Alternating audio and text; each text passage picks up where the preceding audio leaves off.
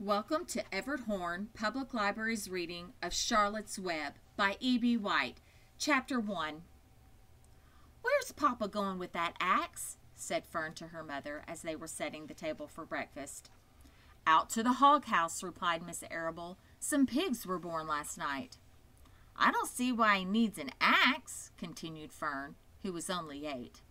"Well," said her mother, "one of the pigs is a runt. It's very small and weak, and it will never amount to anything, so your father has decided to do away with it." "Do away with it?" shrieked Fern. "You mean kill it, just because it's smaller than the others?" Miss Arable put a pitcher of cream on the table. "Don't yell, Fern," she said. "Your father is right. The pig would probably die anyway." Fern pushed a chair out of the way and ran outdoors. The grass was wet, and the earth smelled of springtime. Fern's sneakers were sopping by the time she caught up with her father. "Please don't kill it," she sobbed. "It's unfair." Mr. Arable stopped walking. "Fern," he said gently, "you will have to learn to control yourself." "Control myself?" yelled Fern. "This is a matter of life and death, and you talk about controlling myself?" Tears ran down her cheeks, and she took hold of the axe and tried to pull it out of her father's hand. "Fern," said Mr. Arable, "I know more about raising a litter of pigs than you do. A weakling makes trouble. Now run along." "But it's unfair," cried Fern. "The pig couldn't help being born small, could it? If I had been very small at birth, would you have killed me?" Mr. Arable smiled. "Certainly not," he said, looking down at his daughter with love. "But this is different. A little girl is one thing, a little runny pig is another." "I see no difference," replied Fern, still hanging on to the axe. "This is the most terrible case of injustice I've ever heard of." A queer look came over John Arable's face. He seemed almost ready to cry himself. "All right," he said. "You go back to the house, and I'll bring the runt when I come in. I'll let you start it on a bottle, like a baby. Then you'll see what trouble a pig can be." When Mr. Arable returned to the house half an hour later, he carried a carton under his arm. Fern was upstairs changing her sneakers.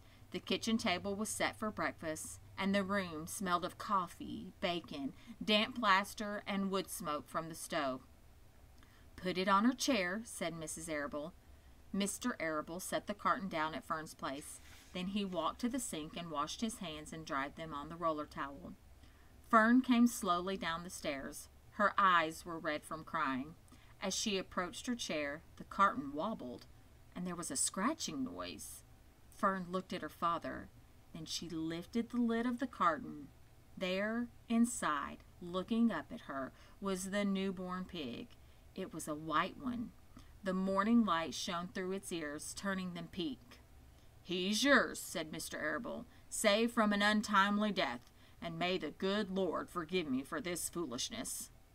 Fern couldn't take her eyes off the tiny pig.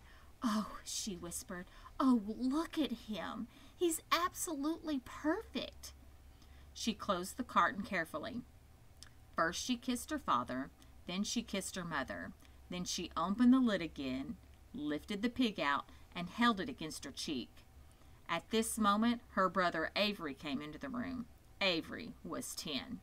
He was heavily armed, an air rifle in one hand, a wooden dagger in the other. "What's that?" he demanded. "What's Fern got?" "She's got a guest for breakfast," said Miss Arable. "Wash your hands and face, Avery."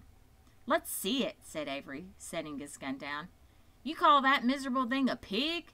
That's a fine specimen of a pig. It's no bigger than a white rat." "Wash up and eat your breakfast, Avery," said his mother.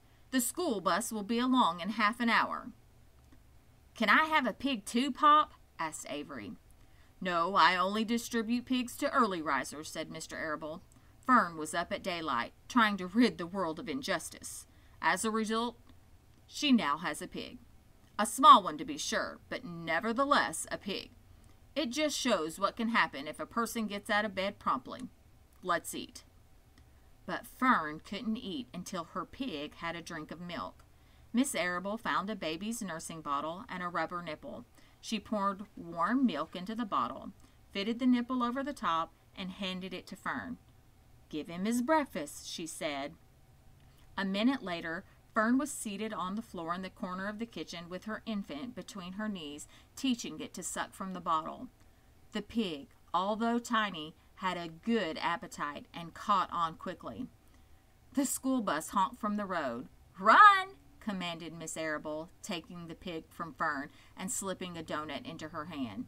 Avery grabbed his gun and another donut.